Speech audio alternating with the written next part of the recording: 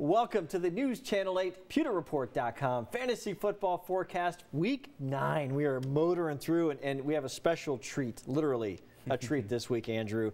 Andrew Scavelli of PewterReport.com has his bowl full of tricks and treats for Halloween week and how it relates to your fantasy football teams. But as always, Andrew, here in the Tampa Bay area, Bucs fans, what a week. How does all this madness over at One Buck Place relate to fantasy football? So yes, obviously, let's start with the Buccaneers as we always do. And Jameis Winston this last week tricked a lot of fantasy owners into playing him against the Bengals defense that I believe is 31st in the league in passing. So obviously not that good. So that blew up. Certainly, yeah, certainly didn't play to his favor.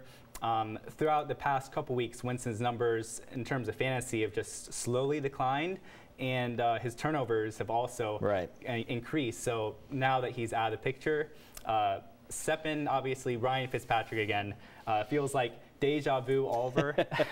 But Ryan Fitzpatrick is my quarterback fantasy treat of the week. If you look at what he did in every single game that he played throughout the entirety, he averaged 30 fantasy points a game. And just going back to just this past week against the Bengals, he didn't even play a full half and he scored 20 points. So if you're in need of a quarterback right now, certainly with him just coming back, he's only owned in 10% of leagues, so go out and grab him. And certainly if you want to know how the rest of Tampa Bay's offense factors into, I guess, just the fantasy realm, we have all of our fantasy forecasts now archived on PewterReport.com, so check out weeks 1 through 3 for that information. Perfect. All right, so Jameis Winston, by the way, tricked everyone. Ryan Fitzpatrick is a treat. So let's play this little game here, trick or treat, because we're trick or treating. I'm going as me, and you're going around the neighborhood as Andrew Scavelli. So Jameis Winston, a trick. Ryan Fitzpatrick, a treat. A running back out here, Wendell Smallwood. What is his fantasy? Yes. I'm knocking on the door, trick or treat. Wendell Smallwood. So Wendell Smallwood and the rest of the Eagles' backfield, I'm going to call them all tricks, just like the Packers, like we talked about earlier in the season. So Wendell received 8 carries on the ground for 24 yards. He did score a passing touchdown. He's owned in half leagues. But their other running back, Corey Clement, who's also owned in half leagues, received the same amount of carries for only 6 yards. And they both went up against the Jacksonville Jaguars defense that has been pretty poor against the run. So you factor that in, and then you add the fact that the Eagles just traded for wide receiver Golden Tate, so they're going to be throwing the ball more. They're starting to incorporate another running back, Josh Adams, in the offense as well. And it should be a matter of time before Darren Sproles also gets back into the fold. So, you know, that whole entire Eagles backfield, all tricks. Wide receiver Devontae Parker, trick or treat. So Devontae Parker, I'm going to call him a treat. He was a healthy scratch throughout most of the season, so that's why he's only owned in 15% of leagues right now. But with Kenny Stills, one of the Dolphins wide receivers, getting injured, and then their speedster Albert Wilson going on IR for the year, Parker put up 6 catches for 134 yards the past week against the Texans, and I'm really expecting him against the Jets this week, especially with Kenny Stills, who remains injured. I'm expecting him to continue to be productive in that offense. All right, let's go to another receiver here, Chris Hogan. So yes, to stick with the AFC East, Chris Hogan is a trick, and you should drop him in all leagues. He is actually still, for whatever reason, owned in 50% of leagues, but he was only targeted twice against the Bills last night, and he also, I mean, he has 2 touchdowns on the year, but they're both early in the season in just one game when the Patriots offense did not have Julian Edelman and Josh Gordon. So Chris Hogan's is definitely a trick.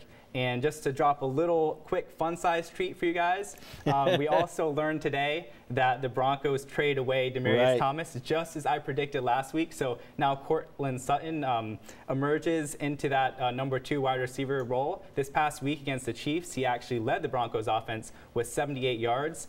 And so now is the time to pick him up. In the meantime, Thomas goes to the Texans because they lost their wide receiver, their speedster, Will Fuller, for the year due to an ACL injury.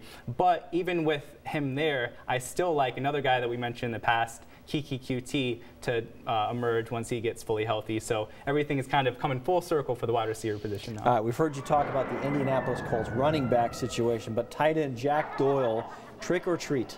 Well, Dan, I think we might have finally found a treat at the tight end position. So Jack Doyle missed the last 5 games due to an injury, but now that he's back, you know how the Colts love to use their 2 tight end sets. He'll pair perfectly with Ebron, who is another guy that we told you to pick up earlier in the year, because Andrew Luck loves his tight ends. This past week, Doyle had 6 catches for 70 yards and a touchdown, so I'm expecting his production to continue to be kind of in that range going forward. Real quickly, I want you to go through 2 defenses here. The Washington Redskins, trick or treat? Ooh, well, you know, the Redskins have actually been pretty dominant over the past couple weeks, scoring 15 fantasy points in each of those games. But this week, I'm going to go ahead and call them a trick because they're playing the Atlanta Falcons offense, and they would be a tricky play against Matt Ryan. And last but not least, the Dallas Cowboys, trick or treat? Well, the Dallas Cowboys, they're going to be my fantasy treat on defense for the week. They're only owned in 15% of leagues, but this week they go against the Tennessee Titans. The Cowboys have a really good pass rush, and a couple weeks ago, Mariota and the Titans offense allowed 11 sacks, so they could be really, certainly a good play this week. So you might want to take a chance on them. Very good. Andrew Scavelli, PewterReport.com. Thank you.